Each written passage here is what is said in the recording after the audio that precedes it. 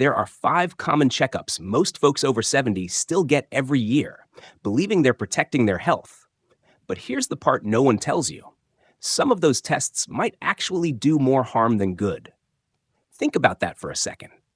You walk into your doctor's office hoping for peace of mind and walk out on a path that could lead to surgery, anxiety, or even a cancer diagnosis that didn't need to happen. New research is sounding the alarm. Nearly 4 out of 10 medical tests in older adults lead to unnecessary treatments, side effects, or lifelong complications. And here's the kicker. Almost no one knows they're being overtested. Not your neighbor, not even your doctor in some cases. One test in particular, number 1 on our list, accounts for 5% of all cancers in the US. That's the same risk as drinking alcohol daily, yet it's still handed out to seniors like it's harmless. You won't see this warning on clinic posters or TV ads. But today, you will hear the truth. In this video, we're diving into 5 medical checkups that many seniors should think twice about, especially after 70. We'll explain what they are, why they're risky, and what to do instead. And when we get to number 2, it just might surprise you the most. But before we begin, take a moment to share in the comments. Where are you watching from? How old are you? Have you ever gone through a test or procedure you wish you hadn't? We read every comment, and we respond with real advice, not copy-paste answers. And if you find this helpful, give it a like and subscribe. Because what we're about to share could save you or someone you love from a decision you didn't know was dangerous. All right, let's get into the first checkup. It looks harmless, but for many older adults, it quietly steals away quality of life. One pill at a time. Number 5. The bone density scan. Sounds harmless, doesn't it? Just a quick test. No pokes, no pain, and in minutes, you're handed a number that claims to measure the strength of your bones. But here's what most folks don't hear from their doctor. Once you're past 70, this scan often causes more worry than it's worth. Officially, it's called a DEXA scan. It checks for osteoporosis. But here's the catch. In older adults, especially women, the results almost always show some bone thinning. Not because you're in danger, but because aging naturally changes our bones, just like we get gray hair or laugh lines. The trouble starts when that number, even a mild one, pushes you toward medications like bisphosphonates. These drugs promise stronger bones, but can come with serious side effects, burning reflux, throat inflammation, and in rare cases, something as severe as jawbone decay. And what do you get in return? Studies show that for folks over 70, especially those with mild bone loss, these meds barely move the needle. In one study, the fracture risk dropped by just 0.3% over 5 years. Meanwhile, side effects took a toll on daily life. I remember meeting Carol, a 76-year-old from Tampa. She gave piano lessons to the neighborhood kids and walked around the block every morning with her dog, Sammy. She had never had a fall or a fracture.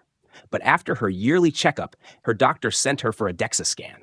The results showed osteopenia, a fancy word for minor bone thinning. Nothing serious. Still, her doctor started her on alendronate. Within 3 months, she had burning chest pain, jaw aches, and couldn't even sit at the piano. We took her off the meds. Instead, she started walking with light ankle weights, added more greens and sardines to her meals, and took vitamin D. A year later, she was back to teaching music, standing tall, and moving with confidence. No fractures, no meds. Here's the bottom line. If you're over 70 and you haven't had a fall or break, the better answer might not be in a scan. It might be in your lifestyle.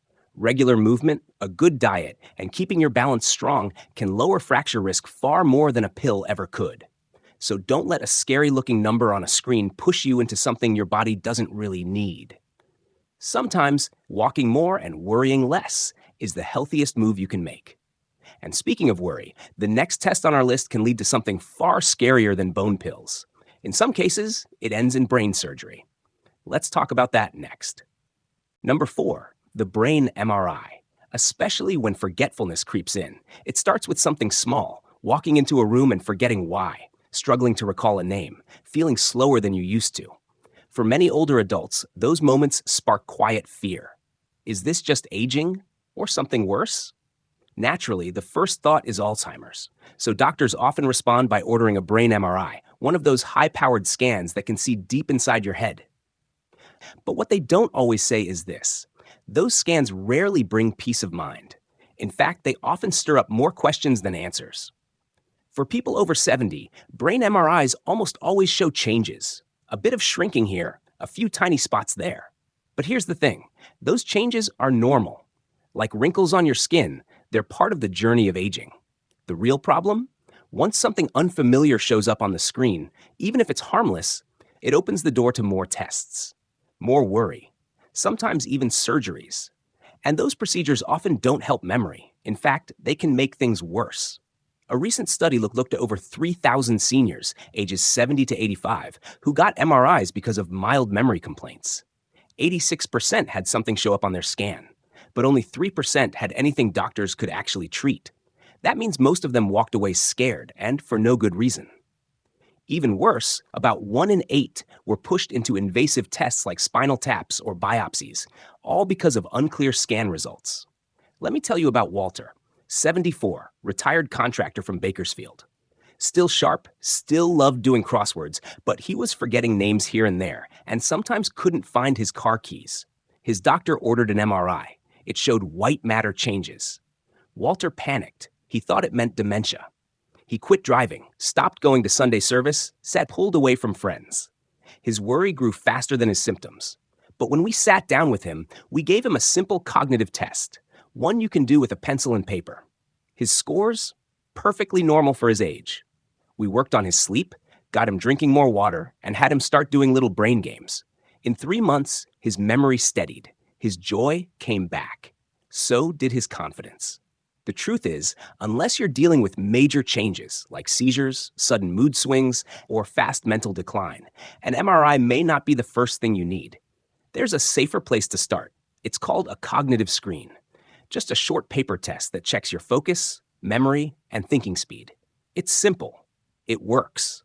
And best of all, it won't send you spiraling into unnecessary fear. But the next test on our list? That one hits even closer to home, because odds are you've already had it done at least once, maybe more. And it's number 3 for a reason. Number 3, the cardiac stress test. It's one of the most common tests given to folks in their 70s and up, especially if you've been feeling more tired lately, a bit of tightness in the chest, or just not quite like yourself. The idea is simple. Check how your heart responds under pressure, usually while walking on a treadmill or with medication that mimics exercise. It's supposed to catch blocked arteries before they become dangerous. But here's the hard truth. If you're over 70 and not showing clear heart symptoms, this test can sometimes do more harm than good. Why? Because the older heart can give off mixed signals. False positives, when the test says there's a problem but there really isn't, happen in up to 4 out of 10 cases. And once that red flag is raised, it's hard to stop the snowball. More tests follow. Often invasive ones like angiograms, which thread a tube through your arteries, or even stents and bypass surgeries. And studies show that for many older patients, these procedures offer no real benefit. No extra years, no better quality of life. Just more risk.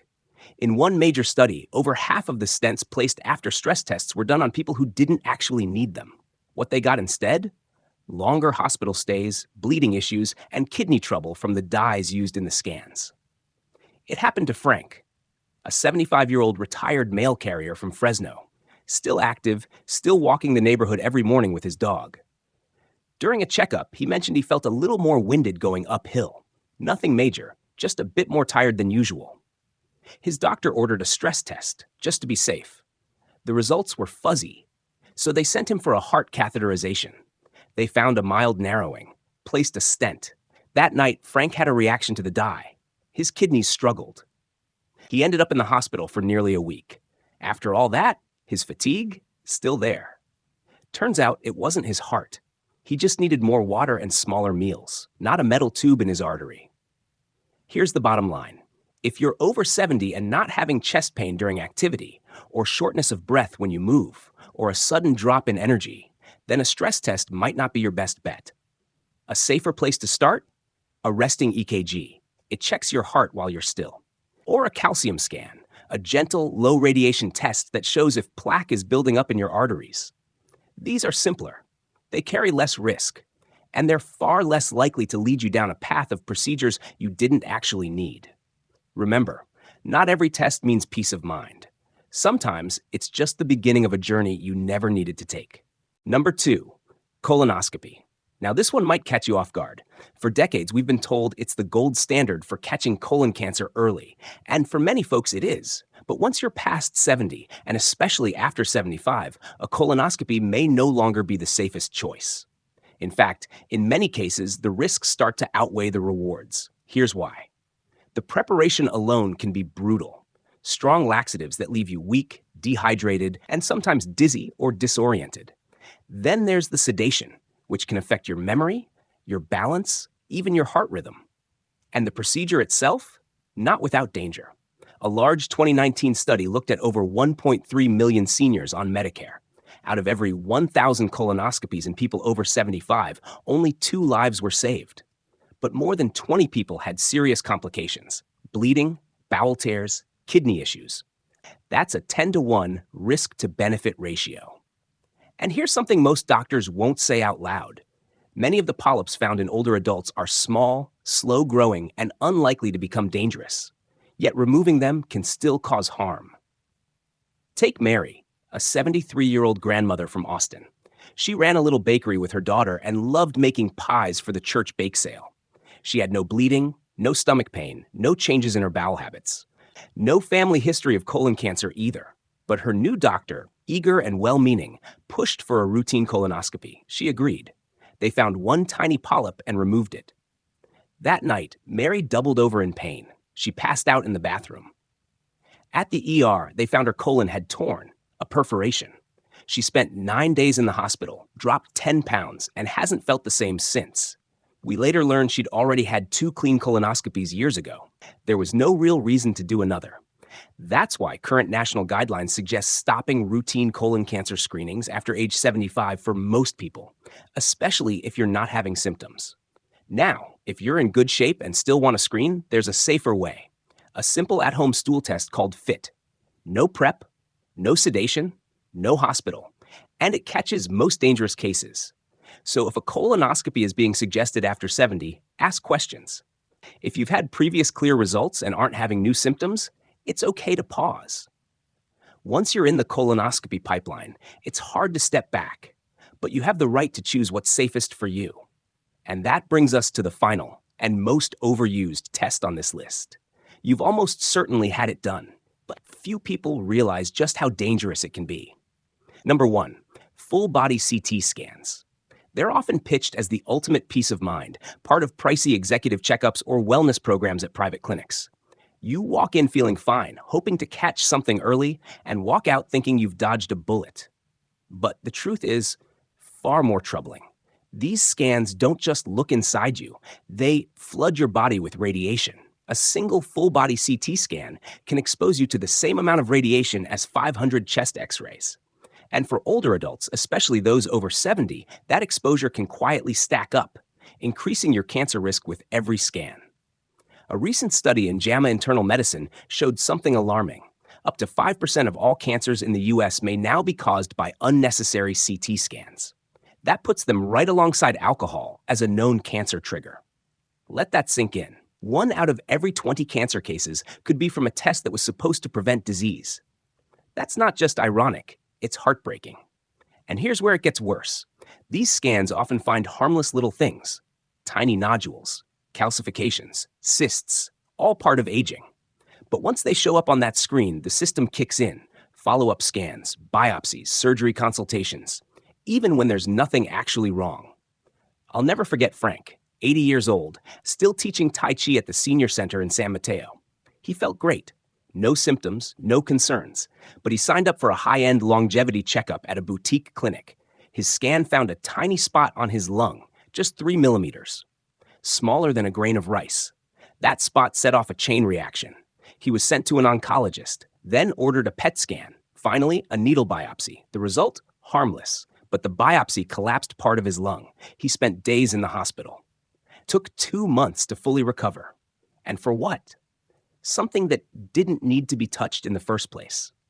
That's why leading experts, including the American College of Radiology, now say flat out, full-body CT scans should never be used for general screening in people without symptoms.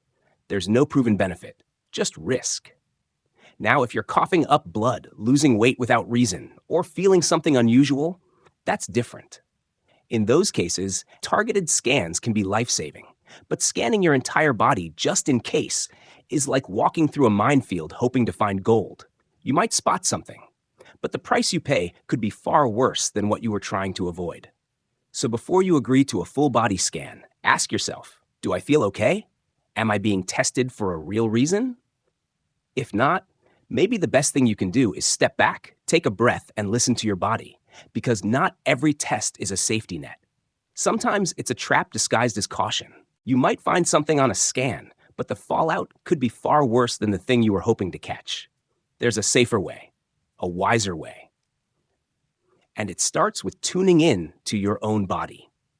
If you feel well and you're not having new symptoms, stick with regular checkups from a doctor you trust, and only pursue tests that truly make sense for your situation, because your time, your energy, and your peace of mind are too precious to be spent chasing shadows. So there it is, 5 medical checkups that, past the age of 70, might sound helpful, but could quietly do more harm than good. Medicine today can do amazing things, but it's not perfect. And when it comes to aging well, sometimes doing less with intention is the smarter path. So before saying yes to a test, ask what happens next if it finds something. If the answer is vague or if the risks feel bigger than the benefit, that's your signal to pause. And don't forget, real prevention doesn't come from machines. It comes from the way you live.